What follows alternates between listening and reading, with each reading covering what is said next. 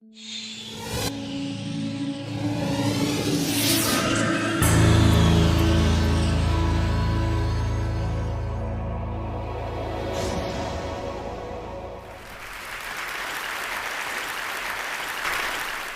like to take you to another world, and I'd like to share a 45-year-old love story with the poor living on less than $1 a day.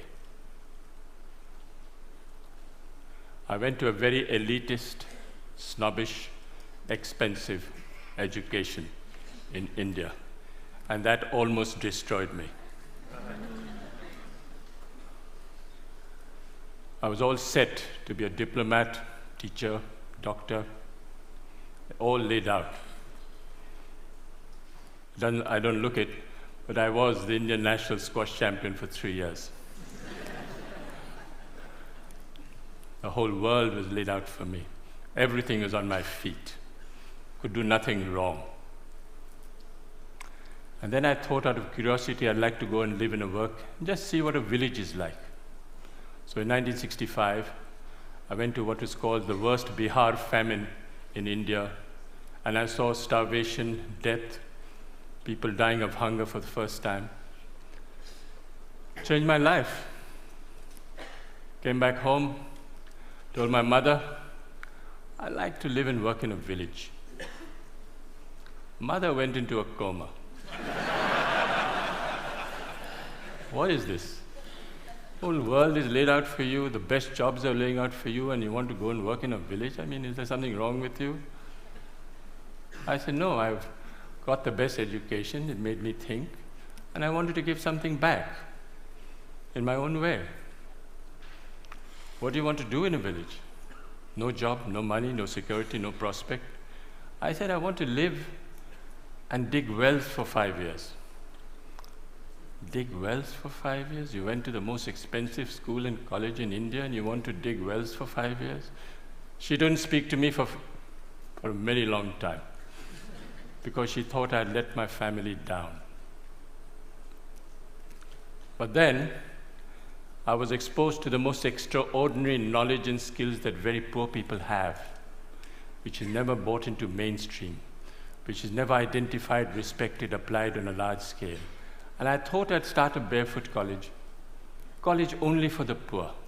What the poor thought was important would be reflected in the college. Went to this village for the first time. Elders came to me and said, are you running from the police? I said, no. You failed in your exam? I said, no. You didn't get a government job? I said, no. What are you doing here? Why are you here? The educational system in India makes you look at Paris and Delhi and Zurich. What are you doing in this village? Is there something wrong with you you're not telling us? I said, no. I want to actually start a college only for the poor. What the poor thought was important would be reflected in the college. So then they gave me some very sound and profound advice. They said, please, don't bring anyone with a degree and qualification into your college. So it's the only college in India where if you should have a PhD or a master's, you're disqualified to come. You have to be a cop-out or a washout or a dropout to come to our college. You have to work with your hands. You have to have a dignity of labor. You have to show that you have a skill that you can offer to the community and provide a service to the community. So we started the Barefoot College, and we redefined professionalism. Who is a professional? A professional is someone who has a combination of competence, confidence, and belief. A water diviner is a professional. A traditional midwife is a professional. A traditional bone setter is a professional. These are professionals all over the world. You'll find them in any inaccessible village around the world. And we thought that these people should come into mainstream and show that the knowledge and skills that they have is universal. It needs to be used, it needs to be applied, it needs to be shown to the world outside that these knowledge and skills are relevant even today. So the college works following the lifestyle and work style of Mahatma Gandhi. You eat on the floor, you sleep on the floor, you work on the floor. There are no contracts, no written contracts. You can stay with me for 20 years, go tomorrow. And no one can get more than $100 a month. You come for the money, you don't come to Barefoot College. You come for the work and the challenge, you come to the Barefoot College. That is where we want you to try crazy ideas. Whatever idea you have, come and try. Doesn't matter if you fail. Battered, bruised, you start again. It's the only college where the teacher is the learner and the learner is the teacher.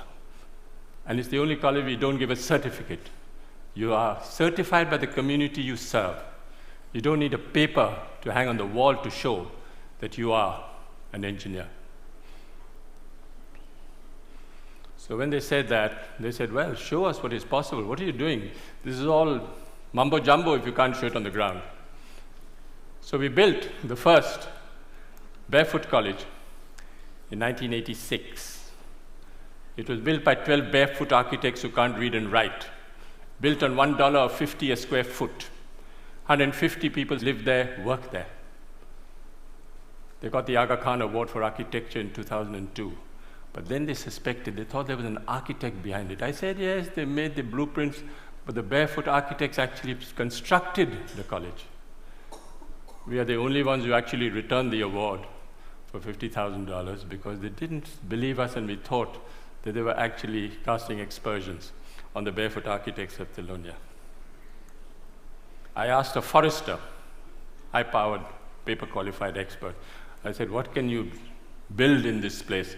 He had one look at the soil and said, forget it, no way, nothing can work. No water, rocky soil. I was in a bit of a spot, and I said, okay, I'll go to the old man in the village and say, what should I grow in this pot? He looked quietly at me and said, you build this, you put this, and it'll work. This is what it looks like today. Went to the roof, and all the women said, clear out. The men should clear out because we don't want to share this technology with the men. This is waterproofing the roof. It is a bit of jaggery, a bit of urine, and a bit of other things I don't know, but it actually doesn't leak. Since 1986, it hasn't leaked. This technology, the women will not share with the men.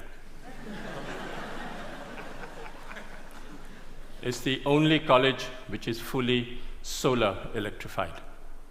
All the power comes from the sun. 45 kilowatts of panels on the roof and everything works out of the sun for the next 25 years. So long as the sun shines, I have no problem with power. But the beauty is that it was installed by a priest, a Hindu priest who's only done 8 years of primary schooling. Never been to school, never been to college. He knows more about solar than anyone I know anywhere in the world. Guaranteed. Food, if you come to the Barefoot College, is solar cooked. But the people who fabricated that solar cooker are women. Illiterate women who actually fabricate the most sophisticated solar cooker. It's a parabolic Scheffler solar cooker. Unfortunately, they're almost half German. They're so precise. You'll never find Indian women so precise. Absolutely to the last inch, they can make that cooker. And we have 60 meals twice a day of solar cooking. We have a dentist. She's a grandmother, illiterate, who's a dentist. She actually looks after the teeth of 7,000 children. Barefoot technology. This was 1986, no engineer, no architect thought of it, but we are collecting rainwater from the roofs. Very little water is wasted. All the roofs are connected underground to a 400,000 liter tank, and no water is wasted. If we have 4 years of drought, we still have water in the campus because we collect rainwater. 60% of children don't go to school because they have to look after animals, sheep, goats, domestic chores. So we thought of starting a school at night for the children. We call the night schools of Thilonia. Over 75,000 children have gone through these night schools because it's for the convenience of the child, it's not for the convenience of the teacher. And what do we teach in these schools? Democracy, citizenship, how you should measure your land, what you should do if you're arrested, what you should do if your animal is sick. This is what we teach in the night schools. But all the schools are solar lit. Every 5 years, we have an election between 6 to 14-year-old children participate in a democratic process, and they elect a prime minister. The prime minister is 12 years old. She looks after 20 goats in the morning, but she's prime minister in the evening. She has a cabinet, Minister for Education, Minister for Energy, Minister for Health, and they actually monitor and supervise 150 schools for 7,000 children.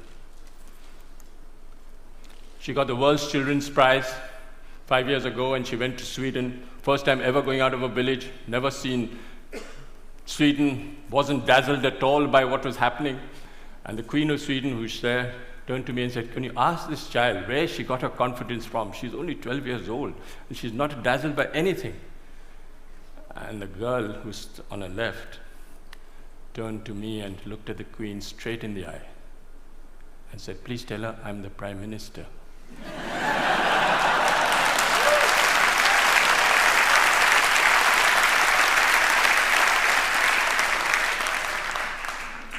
Where the percentage of illiteracy is very high, we use puppetry. Puppet is the way we communicate.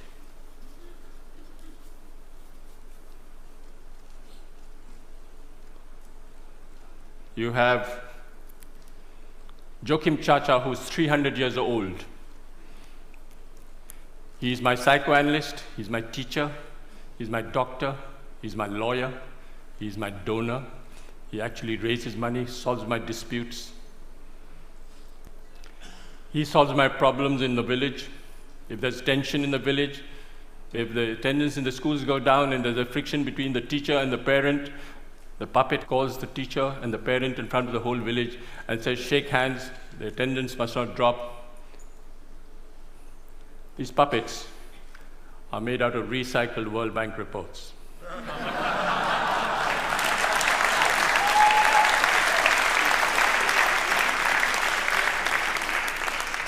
So this decentralized, demystified approach of solar electrifying villages, we've covered all over India, from Ladakh up to Bhutan.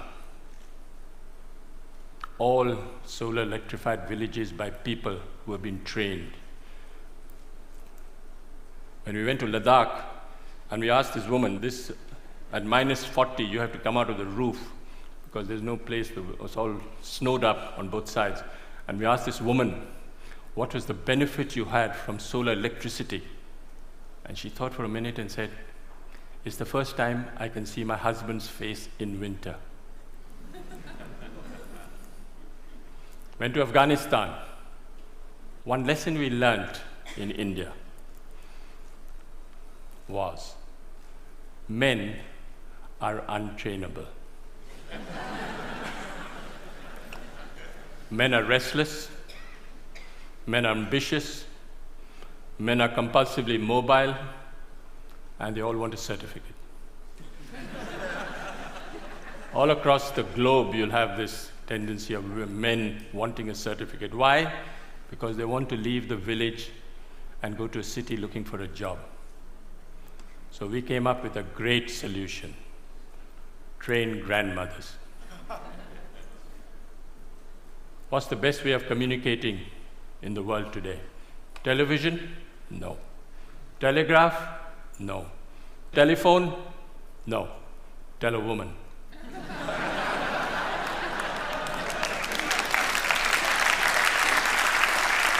So we went to Afghanistan for the first time. And we picked 3 women and said, we want to take them to India. They said, impossible. They don't even go out of their rooms and you want to take them to India. I said, I'll make a concession. I'll take the husbands along as well. So I took the husbands along. Of course, the women were much more intelligent than the men. In 6 months, how do we train these women? Sign language. You don't use the written word. You don't use the spoken word. You use sign language. And in 6 months, they can become solar engineers. They go back and solar electrify their own village. This woman went back and solar electrified the first village, set up a workshop. The first village ever to be solar electrified in Afghanistan were by the 3 women. This woman is an extraordinary grandmother, 55 years old, and she solar electrified 200 houses for me in Afghanistan, and they haven't collapsed. She actually went and spoke to an engineering department in Afghanistan and told the head of a department the difference between AC and DC. Didn't know. Those 3 women have trained 27 more women and solar electrified 100 villages in Afghanistan. We went to Africa and we did the same thing. All these women sitting in one table from 8, 9 countries, all chatting to each other, not understanding a word because they're all speaking the different language. But their body language is great. They're speaking to each other and actually becoming solar engineers. I went to Sierra Leone, and there was this minister driving down at the dead of night, comes across this village, comes back, goes into the village, says, well, what's the story? They said, these 2 grandmothers. Grandmothers? Minister couldn't believe what was happening. Where did they go? Went to India and back. Went straight to the president. He said, do you know there's a solar electrified village in Sierra Leone? He said, no. Half the cabinet went to see the grandmothers the next day. What's the story? So he summoned me and said, can you train me 150 grandmothers? I said, I can't, Mr. President, but they will. The grandmothers will. So he built me the first barefoot training center in Sierra Leone, and 150 grandmothers are being trained in Sierra Leone. Gambia. I went to select a grandmother in Gambia. Went to this village, I knew which woman I would like to take. The community got together and said, I'll take these 2 women. I said, no, I want to take this woman. They said, why? She doesn't know the language, you don't know her. I said, no, I like the body language, I like the way she speaks. Difficult husband, not possible. Call the husband. Husband came. Swaggering, politician, mobile in his hand, not possible. Why not? The woman, look how beautiful she is. I said, yeah, she's very beautiful. What happens if she runs off with an Indian man? That was the biggest fear. I said, she'll be happy, she'll ring up in a mobile. She went like a grandmother and came back like a tiger. She walked out of the plane and spoke to the whole press as if she was a veteran. She handled the national press, and she was a star. And when I went back 6 months later, I said, where's your husband? Oh, somewhere, doesn't matter. Doesn't matter. Doesn't matter. Success story.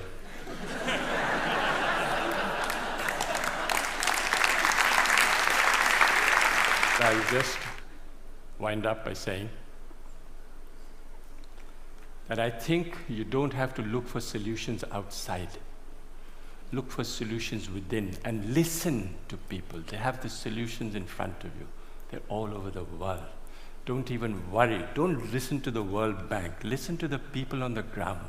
They have all the solutions in the world. I'll end with a quotation by Mahatma Gandhi. First they ignore you, then they laugh at you, then they fight you, and then you win. Thank you.